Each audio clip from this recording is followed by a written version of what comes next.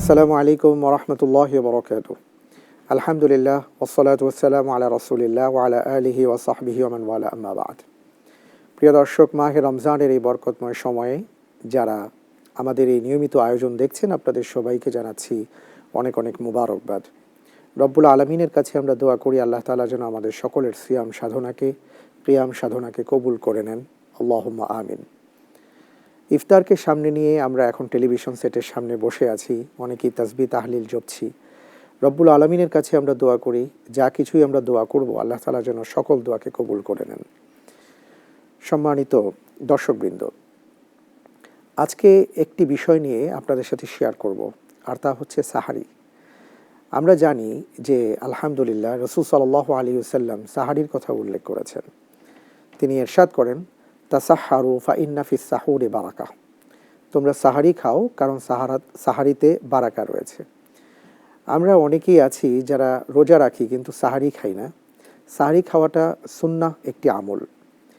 আসলে প্রত্যেকটি আমলই আল্লাহর কাছে অতি মূল্যবান, কারণ কিয়ামতের ময়দানে আমাদের কোন আমলটা আমাদের নাজাতের জন্য উসিলা হবে আমরা কেউ বলতে পারি না। সুতরাং আমরা প্রত্যেকটা আমলকে গনিমত মনে করে আমরা তা পালন করার চেষ্টা করব ইনশাআল্লাহ তাআলা। আর আমরা অনেক সময় খাবারের কথা বলি, খাবারে বরকত থাকে না ইত্যাদি কথা বলি। এই হাদিস আমাদেরকে যে শিক্ষা দেয় সেটা হচ্ছে, আমি যদি খাবারের মাঝে বারাকা চাই, আমি যদি চাই যে রব্বুল আলামিন প্রদত্ত নিয়ামত এই রিজিক আমি লাভ করে ধন্য হব এবং তার মাধ্যমে আমি আমার শরীরটাকে ভালো রাখব, তাহলে আমরা সাহারি খাওয়ার চেষ্টা করব।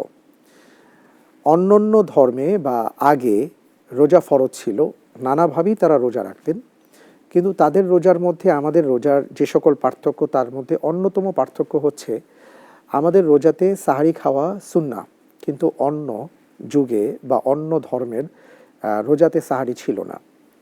আর সবচেয়ে বড় কথা হলো, রাসূল সাল্লাল্লাহু আলাইহি ওয়াসাল্লাম যেহেতু সাহারির কথা উল্লেখ করেছেন, আমি প্রয়োজনে একটা খেজুর হলেও সাহারি করব ইনশাআল্লাহ তাআলা। আর নিয়মিত আমরা যদি সাহারি খাই তাহলে আরেকটা উপকার হবে, আমাদের কিয়ামুল লাইল করতে সুবিধা হবে।